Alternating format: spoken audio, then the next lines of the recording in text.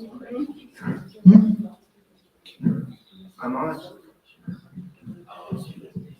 All right. Would you like me to Yeah. introduce you? Okay. All right. All right. Good evening, everybody, and welcome to everyone in the room. Thanks for coming out, and thanks to everyone watching at home.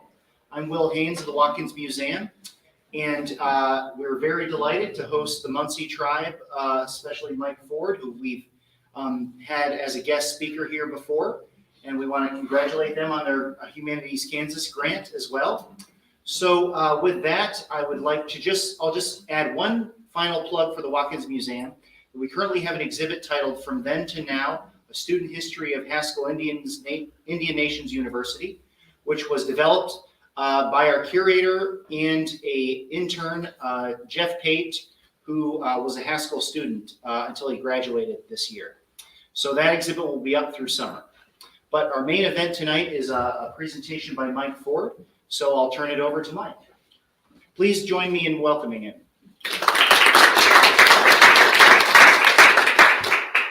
Good evening. I want to say thank you, to you all, for coming out on Friday night for this. It means a lot. I'm Mike Ford. I've worked as a historian and a researcher with the Munsee Tribe in Kansas since 2004. I worked with Haskell students in the Wetlands Preservation Organization at Haskell Fighting the Traffic Way, and worked with concerned citizens on stopping the Highway 59 from going further east and going through Kansas sites. This is being sponsored tonight by a grant that we got from Kansas Humanities last fall. We're doing projects. We already did one in Franklin County in March on the tribe's history there. We're doing kind of a long general history of the tribe tonight on its history from Ohio to here, and then we'll be doing a presentation on the history that this tribe had in Leavenworth next. And then the final presentation will be in Wyandotte County, which is the first county they came to from Wisconsin and Canada in 1837. We're creating a digital repository for community members, tribal members, and academics to study. We're also doing roundtables within the tribe to educate tribal members on specific parts of the tribe's history. And we're doing this all in the next year. And this wouldn't be possible without the grant from Humanities Kansas. So I say initially thank you to them. I want to say initially thank you to Brandy Calope, attorney that works with us, Kevin Wadzinski, an attorney works with us, and Michelle Keel, our anthropologist with Kenock Consultants.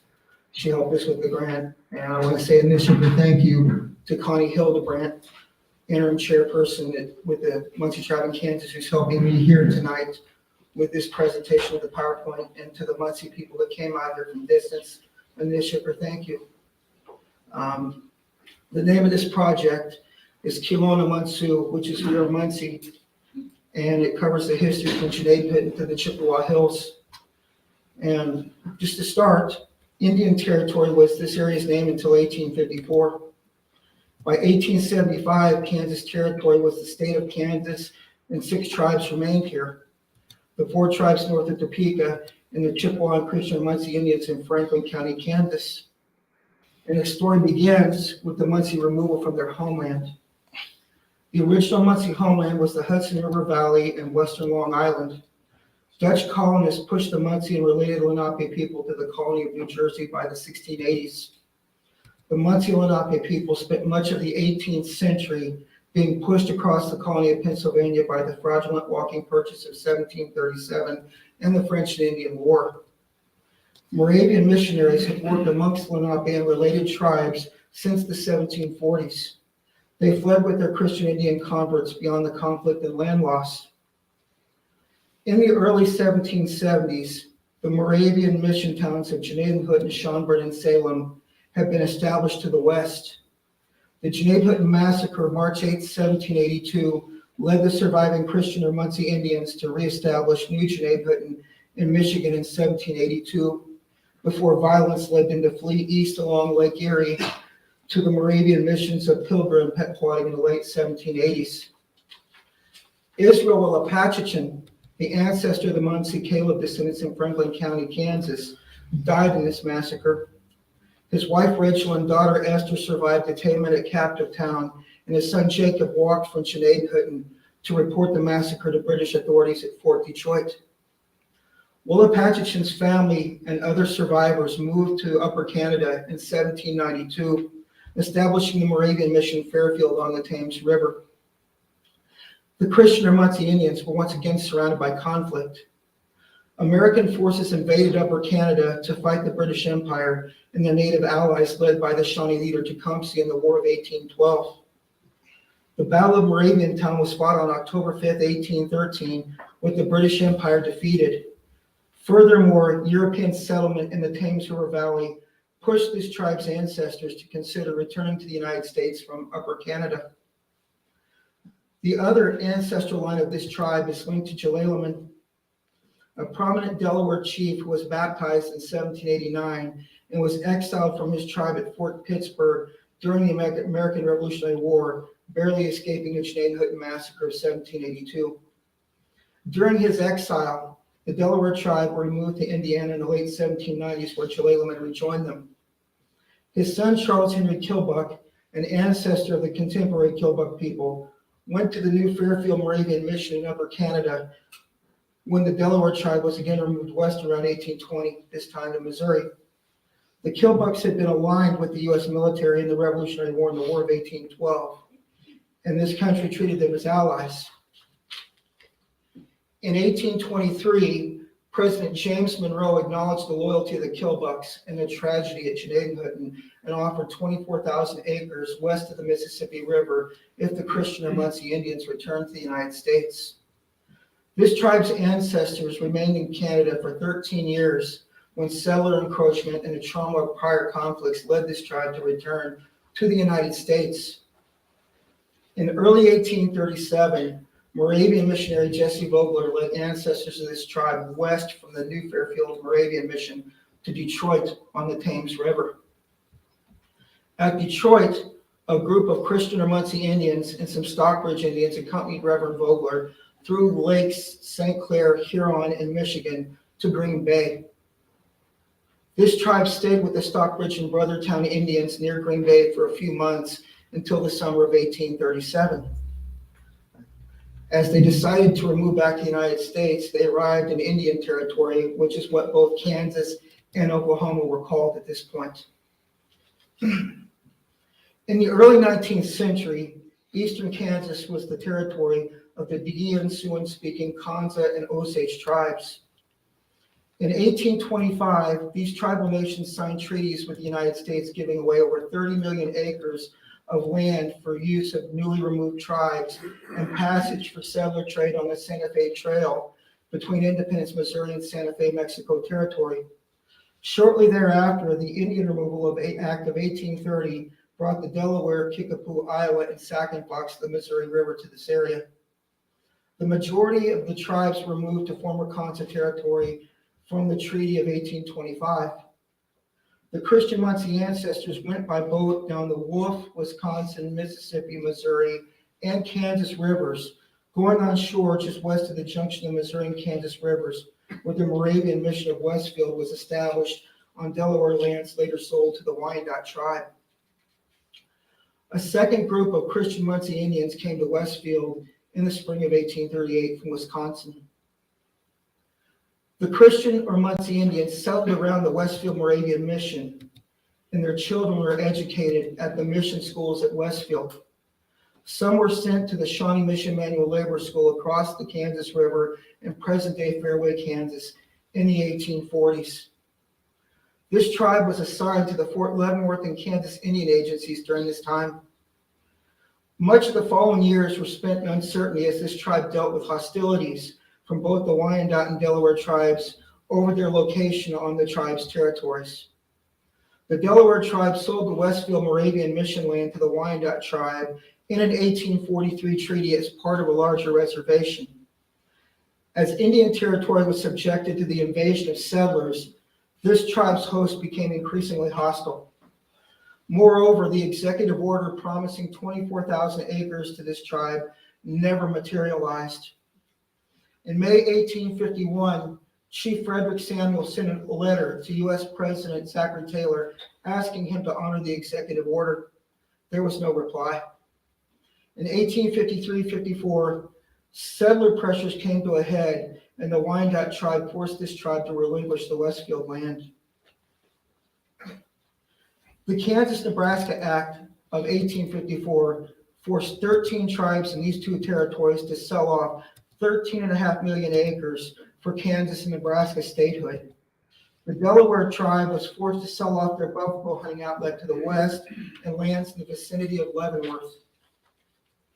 The Delaware tribe sold 4 sections of their Leavenworth territory to the Christian Munsee for $2.50 an acre in Article 13 of the Delaware Treaty of 1854. In the mid-1850s, hordes of settlers and eventual Kansas statehood pushed squatters and politicians to invade and speculate on the Leavenworth Reservation. Territorial officials Charles Robinson, Samuel Pomeroy, and Andrew Jackson Isaacs put in illegal bids on the Christian Indian Reservation until Congress belatedly ratified a treaty in June 1858, where this tribe sold their Leavenworth Reservation. This tribe was now looking for another place to reside. Munsee leader Frederick Samuel and Joseph Henry Kilbuck passed away in 1858. New tribal leadership emerged following this treaty. Munsee leaders Ignatius Caleb, Henry Donahoe, and John Williams signed a treaty to purchase part of the Swan Creek and Black River Chippewa Reservation from Chippewa leaders in a ratified July 16, 1859 treaty. Each Chippewa and Munsee tribal member was assigned a 40-acre allotment of land held in trust by the U.S. government. These tribes were under the jurisdiction of the Sac and Fox and Ottawa agencies throughout the 1860s. And the next 40 years, these tribes dealt with continued efforts at removal and dissolution. In 1862, Moravian missionary Joseph Romig came to the Chippewa Munsee Reservation to make Christians and U.S. citizens out of the two tribes. He and his Moravian denomination set out to bribe cooperative members of the two tribes in an 1864 treaty to accept U.S. citizenship and dissolve their reservation so that the Moravians could purchase the land. Munsee Representative Henry Donahoe and Chippewa Representative Edwin McCoonts were parties to this treaty, which was thwarted by Chippewa Chief Francis McCoonts or Ishtanaquat. Kansas statehood in 1861 pushed further removal of tribes in Kansas whose lands were previously diminished by the Kansas-Nebraska Act of 1854. The Shawnee, Citizen Potawatomi, Delaware, and Wyandotte tribes primarily removed from this area by the late 1860s. In 1867-68, a treaty was proposed to remove the Christian or Munsee Indians to the Cherokee Nation and the Chippewa tribe to the Ottawa tribe in Indian Territory. Munsee leaders Ignatius Caleb and Moses Kilbuck rode horses to Indian Territory to meet with Cherokee Nation Principal Chief Downing about moving to the Cherokee Nation. These two tribes agreed to the treaty, but the United States Senate never ratified the treaty, and the Chippewa Munsee tribe stayed in Franklin County, Kansas. By 1870, the Chippewa and Munsee Indians were the only two tribes left in Franklin County, Kansas, as their Peoria, Kaskaskia, Ottawa, and Sac and Fox relatives had been removed from that area. In the last 30 years of this tribe in the 19th century was involved in allotment and citizenship. The 1870s were an uncertain time for the Chippewa and Munsee Indians. The U.S. government left these two tribes with an unratified 1868 treaty and more legislative discussion on either citizenship and allotment of their reservation or removal to Indian Territory. These tribes had little or no Indian agency representation for much of this decade. The 1880s brought more congressional indifference to the tribe. Legislation to remove the Christian Munsee Indians, to remove them to Cherokee Nation, appeared in 1884. That year, the opening of Haskell Institute, an Indian boarding school in Lawrence, Kansas, brought an end to the Moravian Mission School era on the Chippewa and Munsee Reservation. These tribes' ancestors attended Haskell Institute when it first opened in 1884. In 1885, John Henry Kilbuck married Reverend Romig's daughter Edith, and they went to Alaska Territory to establish the Bethel Moravian Mission to minister to Inupiat people. The Dawes Allotment Act of 1887 and Federal Indian School boarding system accelerated the United States government's plan to separate indigenous peoples from their lands and cultures and make Americans of them. The policy of assimilation was forwarded by the U.S. government and Indian agents in the early 1890s when they repeatedly stated that these tribes were competent enough to be U.S. citizens and they should be issued patents to the allotments from their 1859 treaty. U.S. House Resolution 7569 was introduced a couple times in the early 1890s to push U.S. citizenship and reservation allotment upon these tribes. U.S. Representative Charles Curtis of Kansas promoted legislation to allot the Chippewa and Christian or Munsee Reservation to Munsee leader Ignatius Caleb and later Chippewa leader Edward McCoonts. Charles Curtis was of Kansa, Osage, Potawatomi, and European descent. He would later be a U.S. Senator from Kansas and a Vice President of the United States under Herbert Hoover in the 1920s and 30s.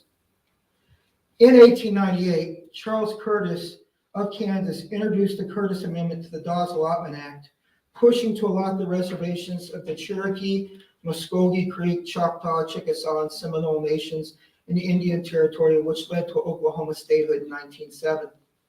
He was a proponent of assimilation policy in Indian country.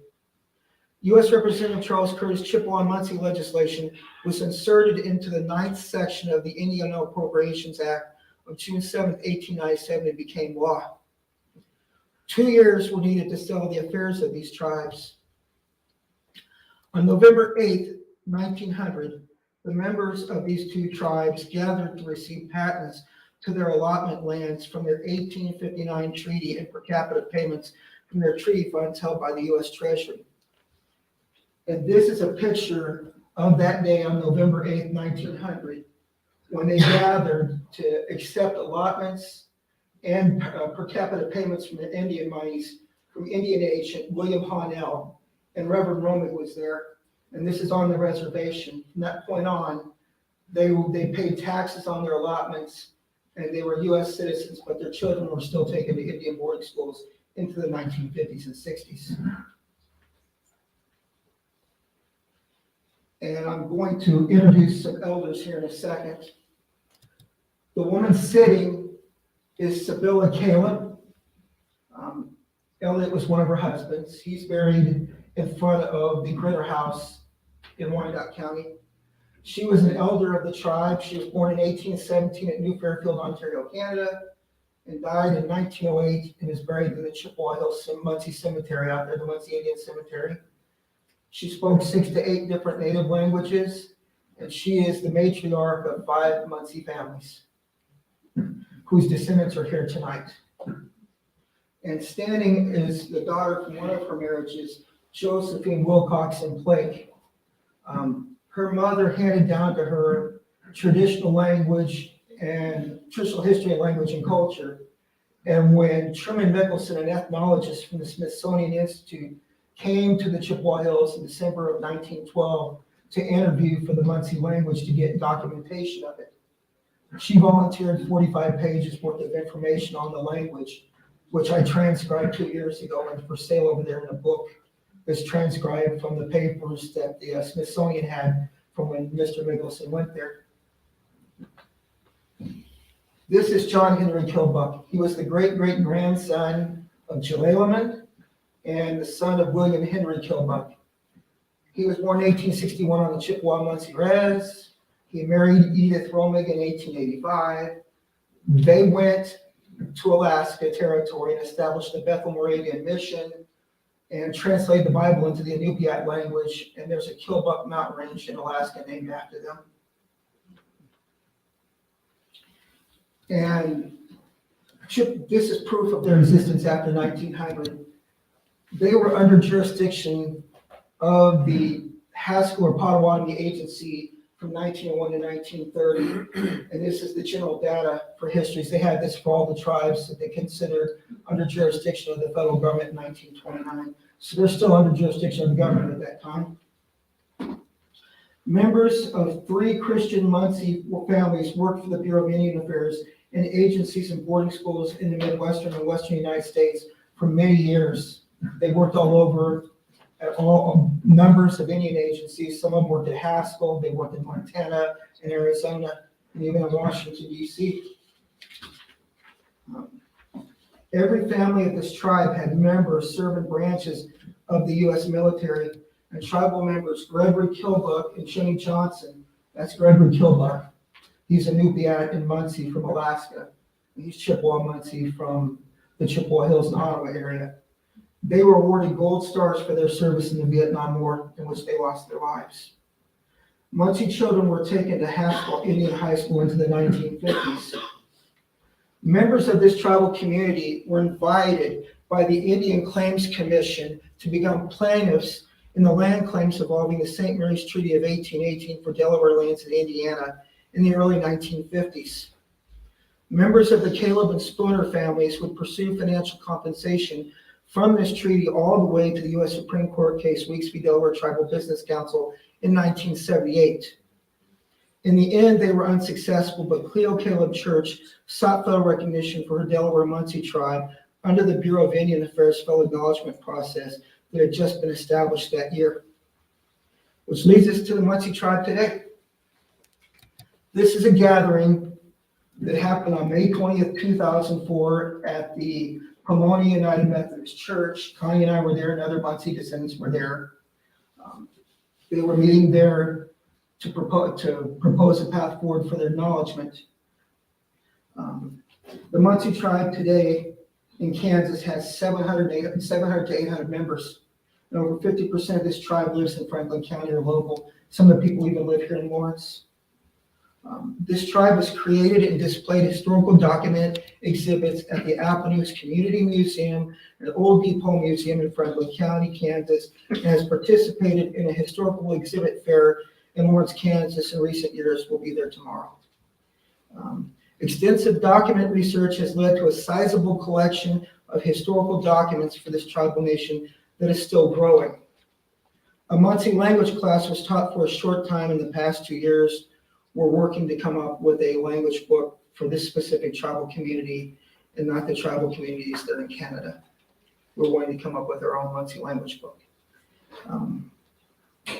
The Munsee tribe in Kansas is being governed by committees until a tribal constitution is finished. Legal representation is going through this constitution draft to finish it at this time. Tribal members have buried their family members in the Munsee Indian Cemetery since 1859 and have helped maintain their cemetery. In recent years, this tribe has reestablished a relationship with the Moravian Conference of North America, and the denomination has helped financially with the upkeep of the Munsee Indian Cemetery. The Munsee tribe in Kansas is reclaiming its identity and its history to connect to its ancestors and its rich past. And in our last presentation, we did a dedication at the end to Linda Lyles, a Spooner Munsee descendant from Dell City, Oklahoma, who helped with us on promotions and on different things with the tribe, and she passed away from cancer last year. These are the Caleb sisters. I'm going to introduce them to you all in their language. Kiha hula mosimwa, Niiloona, Carol, Cleo, Wakpat, Niiloona Munsiiw, Pomona, Kansas. The Munsee tribe in Kansas says a nishik to these Munsee sisters for their dedication to their tribe. And we say a nishik or thank you to you all for coming out tonight. And I'm game for any questions you have.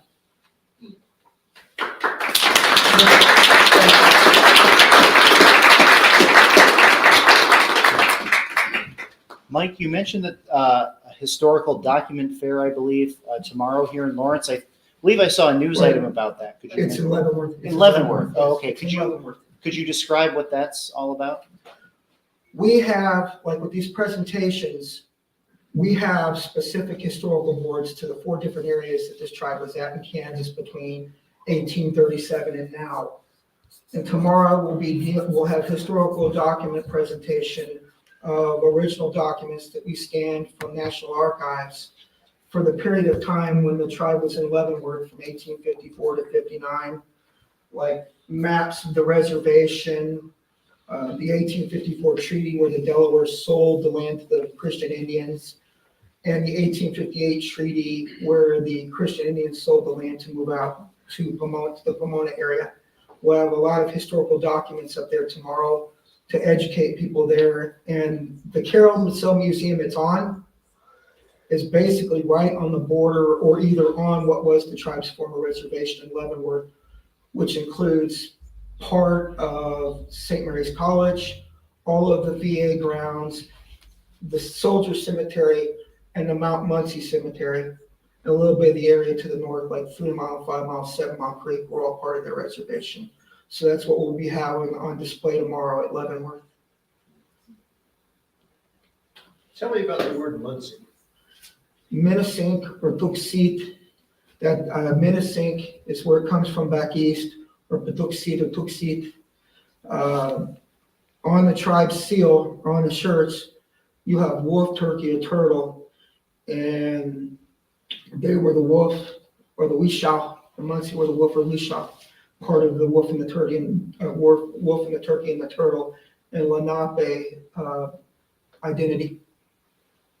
And they were back there along the Hudson River Valley in western Long Island, and there's a lot of areas that are still have their names. Like if you on Long Island, Canarsie, that was a Munsee related tribe. Is the Mount Munsee Cemetery on the tribe? Yeah. In fact, when we went out we took a week and spent 70 hours at the beginning of March, going to National Archives, going everywhere, and I took tribal members on a tour of the former Munsee area, the former Westfield area in Munsee, Kansas, between 55th and 78th Street. And then we went up there. The actual mission site for the New Chicomico mission was on one of those high hills in the Mount Munsee Cemetery. We have maps of that over there too, and tomorrow. So the presentation tomorrow's in Leavenworth, where and what time? It's not necessarily a presentation like what I'm doing tonight, but we will have On display. 5, 6 of those, and it's all Leavenworth. And it starts at 11 in the morning, and it's at the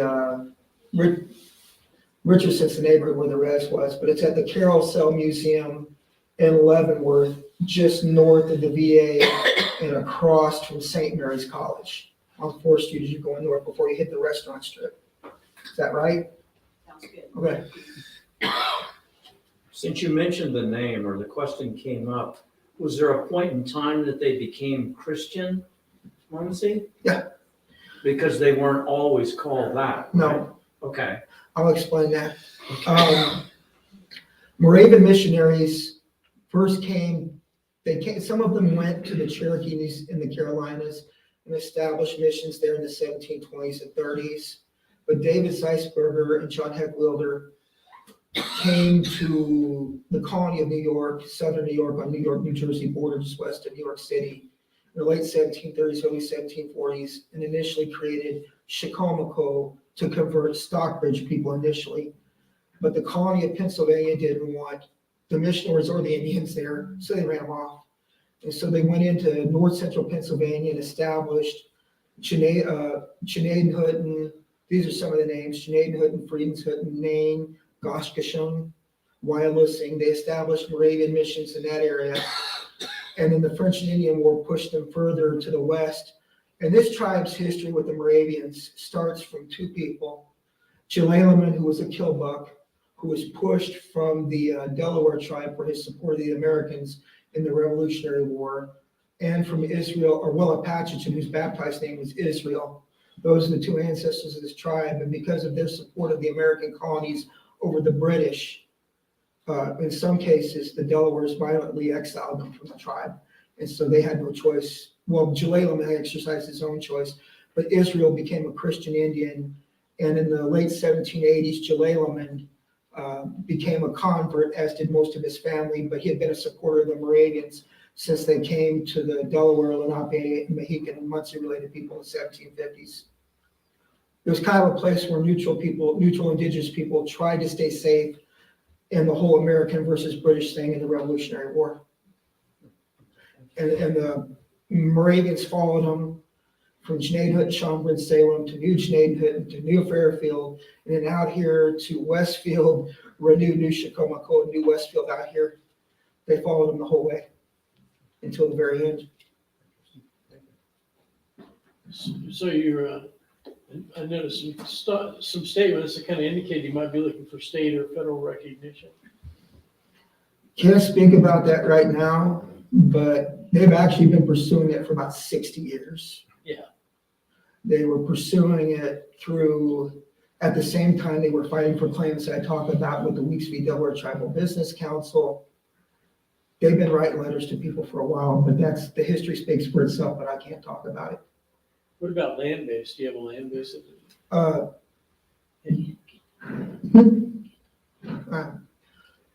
Can't talk about that either, but we have a cemetery and a little bit of land, Okay.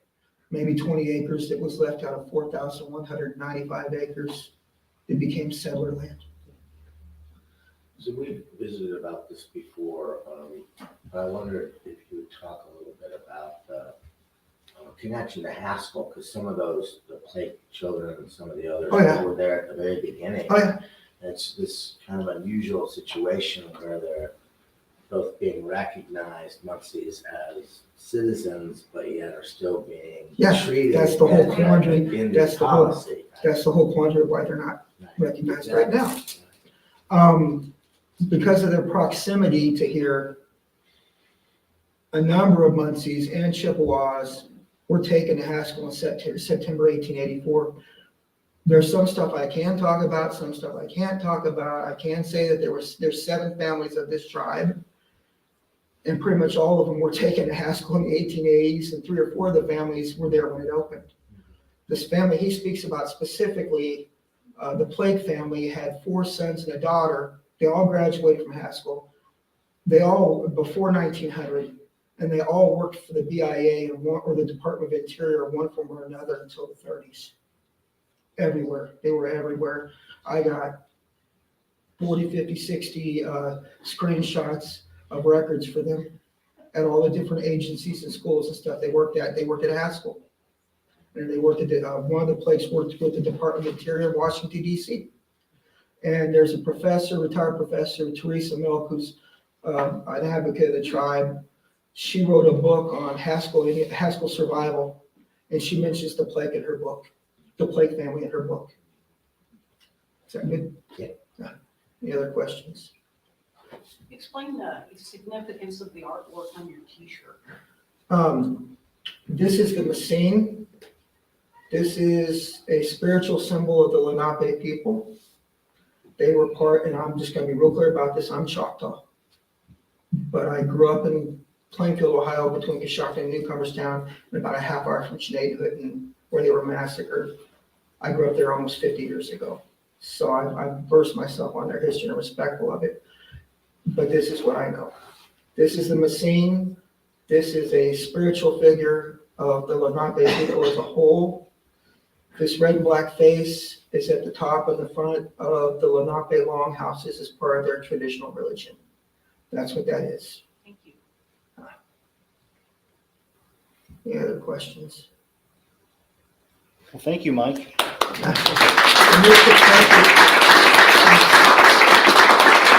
People are welcome to go up and look at the documents too. Okay. Go show them documents.